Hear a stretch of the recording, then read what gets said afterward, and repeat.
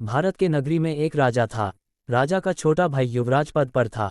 भगवान महावीर की आत्मा ने 5वें देवलोक से निकलकर युवराज के बेटे बनकर विश्वभूति नाम से जन्म लिया। विश्वभूति की शादी बहुत से कुमारियों के साथ हुई। उस नगर में एक बहुत सुंदर उद्यान था। एक बार विश्वभूति अपनी पत्नियों के साथ उस उद्यान में रहने गया। विशाखानंदी जो राजा का पुत्र था, उसने भी अपने पत्नियों के साथ उस उद्यान में जाना चाहा, पर विश्वभूति उस उद्यान के अंदर था, इसलिए विशाखानंदी वहां जा नहीं पाया। एक बार रानी के दासियों ने विश्वभूति को अपनी पत्नियों के साथ उद्यान में खेलते देखा। दासियों ने रानी से कहा कि राजकुमार होने का असली सुख तो विश्वभूति ले रहा है उद्यान में रहकर, और आपका बेटा विशाखानंदी तो महल में ही रह रहा है। ये सुनकर रानी गुस्सा हुई और राजा से कहने लगी कि विश्वभूति को उद्यान से निकालो। राजा ने चाल चली और नगर में जुटी अफवाह फैलाई कि एक सामंत युद्ध करने आ रहा है और राजा उससे लड़ने के लिए नगर के बाहर जा रहा है।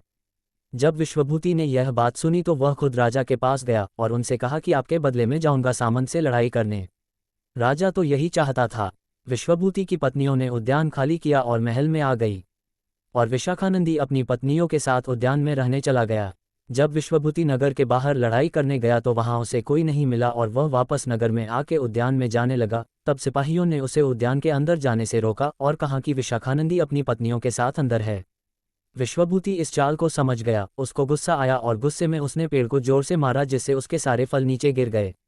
उसने सोचा कि मेरा अपना ही परिवार मेरे साथ चाल चल रहा है, ये संसार कितना दुखी है, मुझे अब ऐसे संसार में नहीं रहना। उसने संसार को लात मारकर दीक्षा ले ली।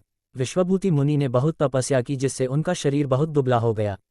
एक बार विश्वभूति मुनि मथुरा नगरी आए। संयोग से विशाखानंदी भी मथुरा आया था और महल में रुका था। तभी विश्वभूति मुनि गोचरी लेने महल के पास से जा रहे थे, तब गाय की टक्कर लगने से वे नीचे गिरे। विशाखानंदी ने ये देखा तो हंसकर बोलने लगा कि पेड़ को मारकर फल गिराने वाले, तेरा अभिमान तो चूर हो गया, इसलिए आज गाय की टक्कर से नीचे गिर गया है। ये सुन मुनि को गुस्सा आया और गाय के सिंग को पकड़कर गाय को उठाकर घुमाया और मन में निदान किया कि मेरे तप के प्रभाव से मैं अगले जन्म में महान शक्तिशाली बनूं।